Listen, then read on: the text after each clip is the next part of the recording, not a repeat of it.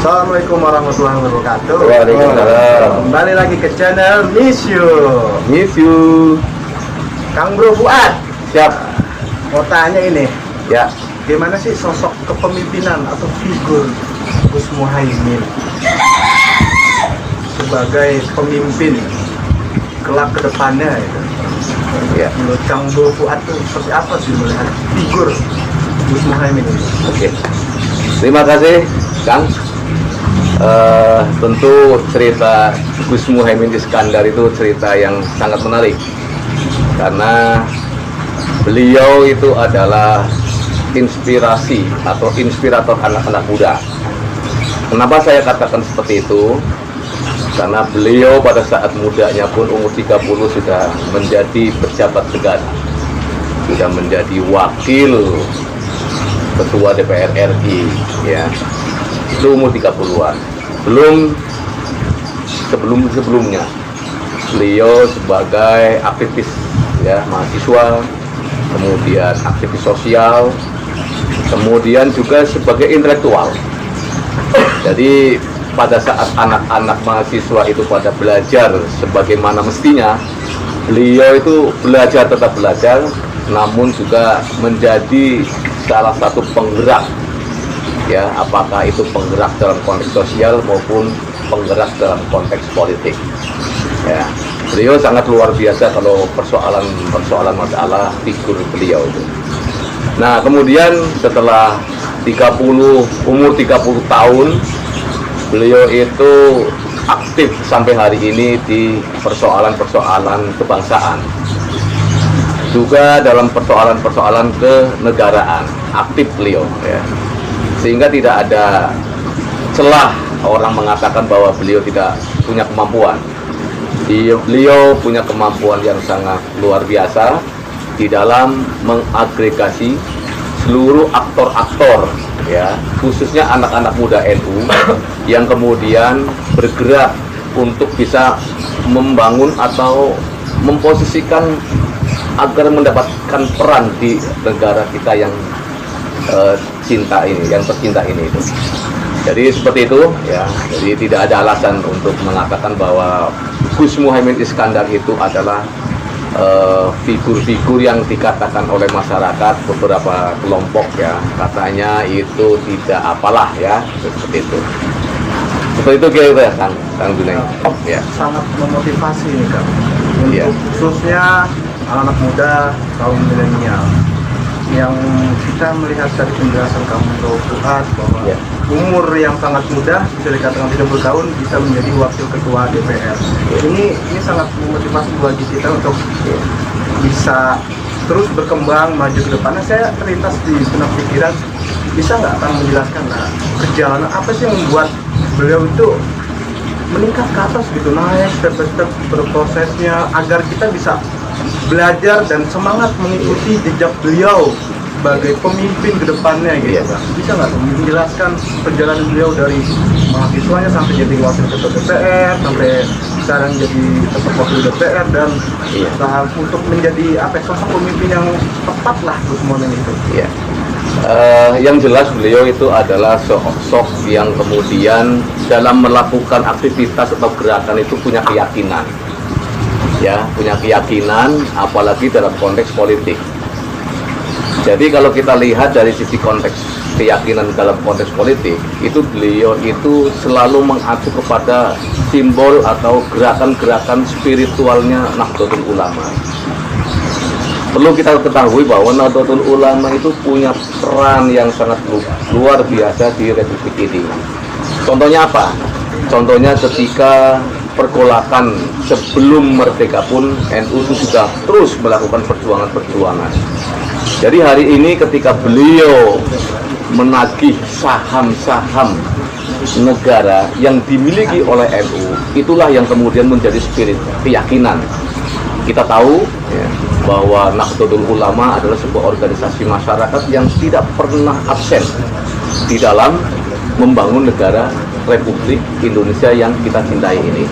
Untuk itu, keyakinan akan itu bahwa politik itu adalah sebuah gerakan ibadah yang mempunyai nilai-nilai keagamaan yang sangat kuat. maka beliau itu berpolitik terus mengalir apa adanya sampai pada tingkatan hari ini beliau kembali menempati sebagai wakil ketua DPR RI. Jadi keyakinan. Nah, kemudian atas keyakinan itu beliau selalu bersemangat.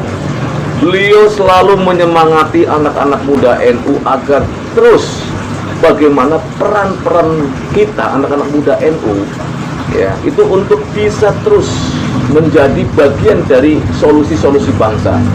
Maka dari itu tidak heran kalau kemudian terus beliau menggelorakan anak-anak muda NU khususnya kader-kader Partai Kebangkitan Bangsa agar di dalam menempati atau mencapai cita-cita kebangsaan kita itu ya terus memberikan semangat-semangat yang luar biasa itu. Nah, artinya apa? Artinya dari mulai keyakinan bahwa negara ini NU punya andil yang sangat besar. Maka dari itu beliau sebagai cucu atau cicitnya dari pendiri Nahdlatul Ulama tidak akan tinggal diam. Itulah yang terus dipompa. Yang kedua semangatnya beliau itu tidak pernah ketemu dengan persoalan. Selalu ketemu dengan persoalan, tapi persoalan itu justru menjadi lebih semangat. Nah, yang ketiga ini beliau sangat kreatif, ya. Jadi kreatif, inovatif di dalam mencari solusi-solusi, khususnya solusi bagaimana NU, solusi bagaimana PKB, solusi bagaimana negara yang sedang dalam keadaan seperti ini pun beliau terus memberikan pencerahan-pencerahan, punya gagasan-gagasan yang cemerlang, punya kemudian keinginan-keinginan yang bagaimana negara ini seperti yang cita-citakan di dalam proklamasi kemerdekaan Republik Indonesia. Ya, jadi 3 faktor itulah yang kemudian saya rekam. Beliau punya keyakinan yang sangat kuat, beliau punya semangat yang sangat kuat, dan beliau punya kreativitas yang sangat kuat. Sehingga apa? Alhamdulillah, ya. PKB hari ini kuat, PKB hari ini solid, dan insya Allah di dalam koalisi bersama Pak Jokowi pun solid, sehingga menampakkan sebuah kekompakan cita-cita bersama agar masyarakat menjadi bagian dari keadilan dan kesejahteraan yang secara menyeluruh dirasakan oleh anak-anak bangsa. Gitu kan? Luar biasa sekali ya, jiwa leadershipnya di Muhaimin, semangat mudanya, ya. Semangat untuk menjadi sosok pemimpin yang menjadi panutan bagi kaum milenial anak muda khususnya, ya. Kader-kader PKB maupun santri-santri dan warga-warga NU di seluruh Nusantara. Nah, dari tadi saya mulu nih yang bertanya kepada Kang Bro Fuad nih, ya. Teman-teman di sini ayolah kita berdiskusi terkait memang ya. gimana sih sosok pemimpinan Gus Muhaimin yang terbenak di dalam pikiran teman-teman gitu. Mumpung ada Kang Bro Fuad yang bisa memotivasi kita sebagai kaum muda untuk terus berjuang, berproses tanpa menyerah ya. Teman-teman semua gimana ini? Ayolah kita diskusi untuk kepemimpinan kedepannya seperti apa ini sosok pemimpin dan tema Gus Muhaimin sebagai sosok pemimpin bagus untuk kita diskusikan sosok Gus Muhaimin, untuk kita kuak lebih dalam sosok Gus Muhaimin ini seperti apa. Ayo. Mohon izin Kang Bro Fikri dan Kang Bro Fuad. Saya mau menanyakan tentang visi misi beliau nih, Gus Muhaimin. Apa kedepannya untuk Indonesia? Jelas kalau untuk Indonesia, beliau itu sangat untuk saat ini sangat terkonsentrasi dengan persoalan-persoalan pendidikan. Ya, beliau sangat menyadari betul karena beliau juga adalah tokoh pendidikan intelektual ya. Kemudian merasakan betul bagaimana pendidikan yang ada di elemen masyarakat ya. Tentunya pendidikan ini bicara yang luar biasa, yang cukup kompleks. Kenapa? Karena pendidikan ini adalah sasarannya adalah sumber daya manusia. Ya, kenapa beliau sangat care dengan pendidikan? Karena memang beliaulah ya lahir dari dunia pendidikan. Mulai dari kecil di pondok pesantren, kemudian langsung ke perguruan tinggi, ya, kemudian menjadi bagian dari negara atau pemerintahan. Itu beliau selalu konsentrasi terhadap pendidikan. Jadi ke depan beliau selalu menempatkan pendidikan itu nomor 1. Karena apa? Dengan pendidikan hal-hal yang sifatnya itu kekurangan di negara kita itu bisa diselesaikan meskipun membutuhkan cukup waktu yang lama.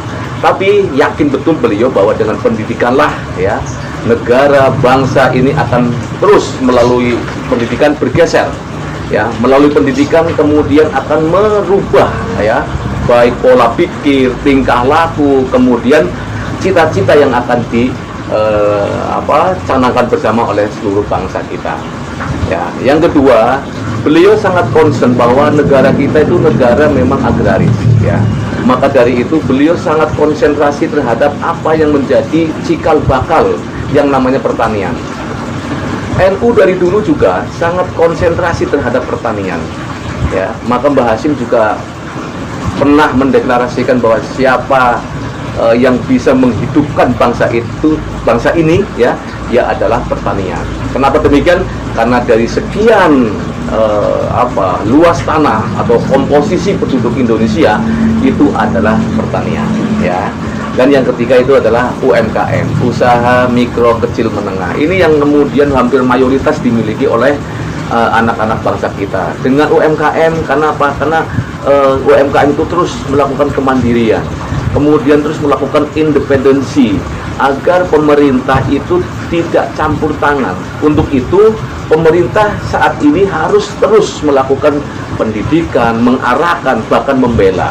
Mulai dari apa? Mulai dari tingkat produknya sampai kepada pemasarannya dan sampai kepada jaringan-jaringan yang lainnya.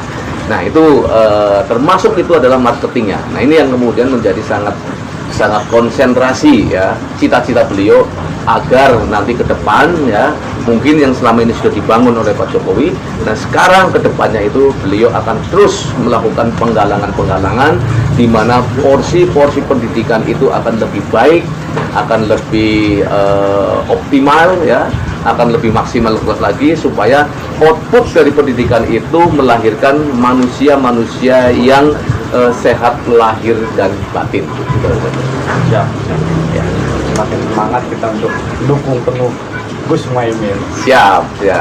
Sangat luar biasa misi Gus Muhaimin ini untuk Indonesia ke depannya, Pak Niko. Iya, betul. Jadi, termasuk untuk pendidikan, ya, pembangunan UMKM di sektor pertanian ini sangat luar biasa. Terakhir, Kang Bro Fuad, ya, bagi kita nih, anak muda, kaum milenial, apa sih kunci kesuksesan dan motivasi untuk meraih kesuksesan yang masih sekarang dipegang Gus Muhaimin? Iya. Untuk kita anak kaum milenial ini untuk semangat gitu untuk sukses itu ke depannya. Ya. Jadi kalau sukses itu kan pintunya banyak gitu kan. Tapi yang saya lihat, yang saya amati sebagai kader, ya, itu saya lihat beliau itu kembali lagi bahwa beliau itu sangat meyakini apa yang menjadi cita-citanya. Sangat yakin itu. Sehingga apa? Sehingga ada persoalan apapun ketika meyakini satu hal bahwa Partai Kebangkitan Bangsa itu mampu menjadi solusi bangsa, insya Allah beliau itu akan tetap terus berjalan. Yang kedua tadi, semangat beliau itu bukan semangat yang anget-anget ayam, ya, hanya sebatas temporary, tidak, tapi semangat itu terus dibangun. Karena apa? Dengan semangat itulah kita punya harta, dengan semangat itulah kita punya cita-cita. Jadi semangat modal dasar yang paling kuat. Jangan kemudian ketemu masalah belok, ketemu masalah belok lagi, tidak. Beliau ketemu masalah, terus masalah itu dihadapi. Sama membangun negara kita itu dengan segala persoalan harus kita hadapi. Nah, yang terakhir adalah beliau selalu melakukan kreativitas. Ya, berpartai politik, mohon maaf, dengan Partai Kebangkitan yang bangsanya seperti ini, kemudian beliau itu tidak mempunyai kapital yang cukup, tidak mempunyai jejaring yang cukup, tapi beliau dengan kreativitasnya mampu mendobrak segala kesulitan-kesulitan yang dimiliki oleh Partai Kebangkitan Bangsa.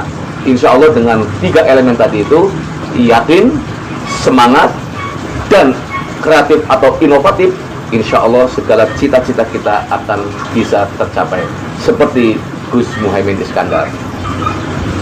Terima kasih. Miss you, Muhaimin Iskandar, sahabat semua umat. Terima kasih Kang Bro Fuad atas waktunya. Diskusi pada saat ini sangat luar biasa, menguak sosok pemimpin Indonesia di masa depan. Jadi amin. Para kaum muda, milenial yang bingung akan memilih siapa sih sosok pemimpin masa depan, Gus Muhaimin lah yang tepat untuk memimpin Indonesia masa depan. Gus Muhaimin, miss you. Muhaimin Iskandar, sahabat semua umat. Ya. Saya Fikri pamit undur diri. Assalamualaikum warahmatullahi wabarakatuh. Waalaikumsalam warahmatullahi wabarakatuh.